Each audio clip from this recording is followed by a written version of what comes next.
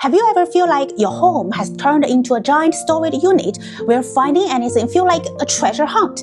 Don't worry, you're not alone. Today we're diving into 10 habits for a simplified home. I'm going to share some hard-won tips that have helped me finally conquer the clutter. And trust me, this is more than just the usual get rid of stuff advice. These are the habits that make a real difference. Ready to turn your home into a stress-free, simplified space? Let's go!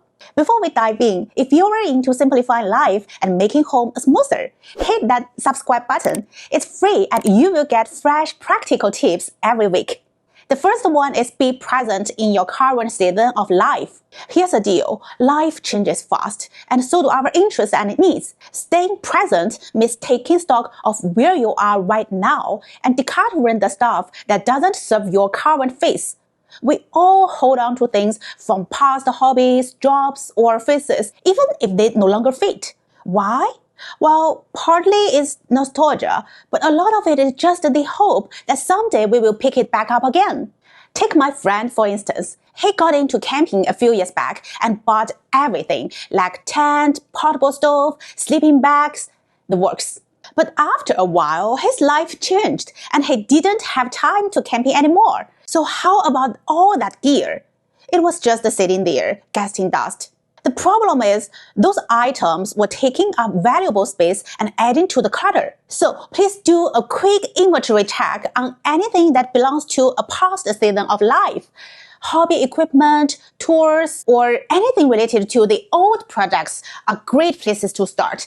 Ask yourself, do I really need this now?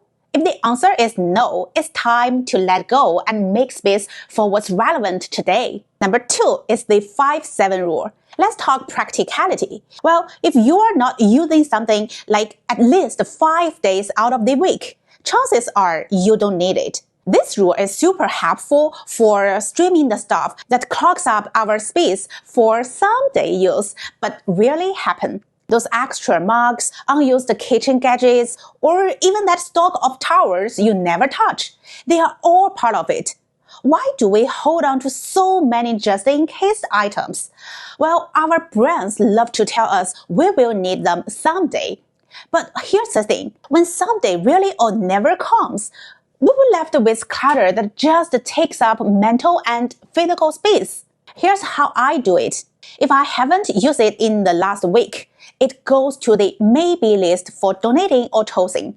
Start with everyday items you know you could live without. Once you get the hang of it, it's honestly liberating, and your home feels lighter without all that excess stuff. Number 3 is the 2-minute rule. This is my favorite. If a task takes less than 2 minutes, do it now.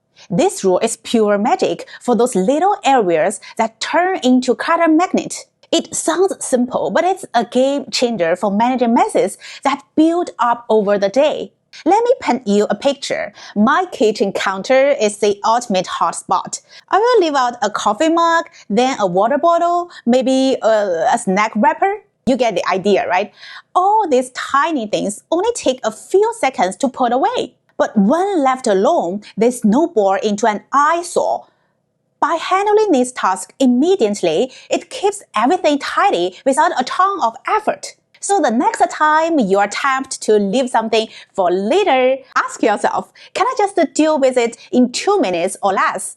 If the answer is yes, please just do it. You will be amazed at how much cleaner your space stays when you tackle little things right away. Number 4, continuous decluttering as a habit.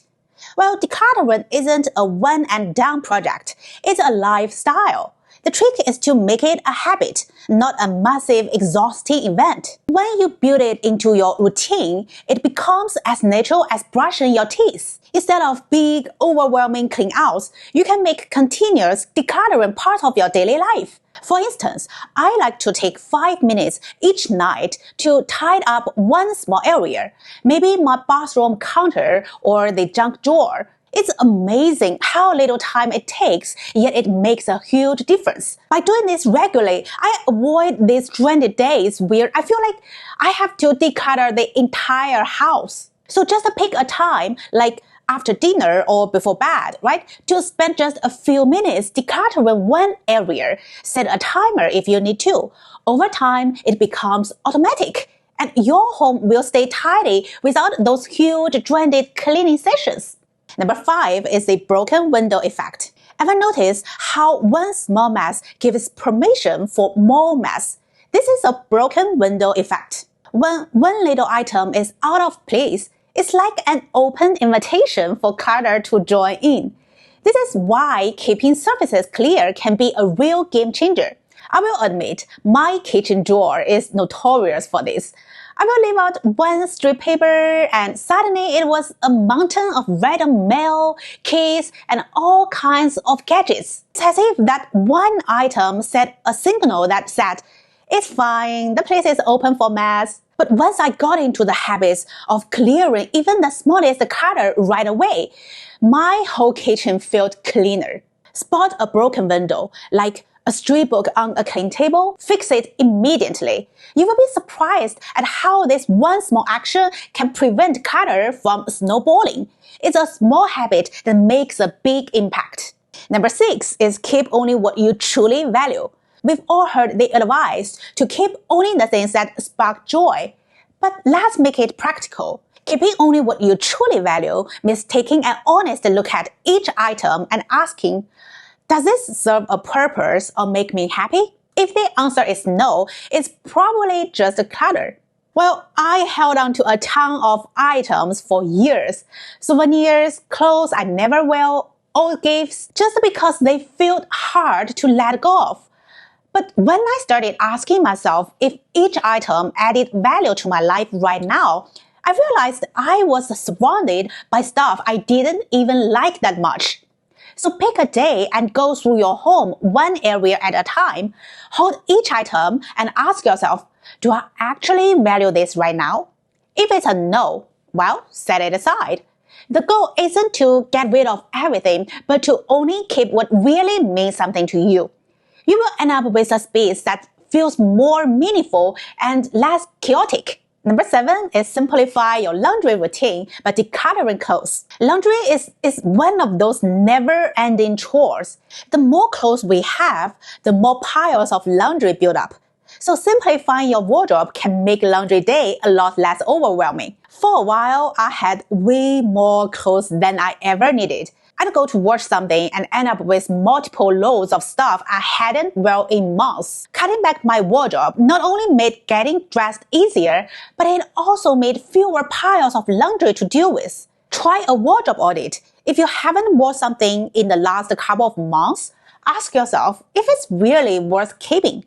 Stick to items that you generally enjoy wearing, and you will find laundry becomes so much more manageable. Number 8 is check before you buy.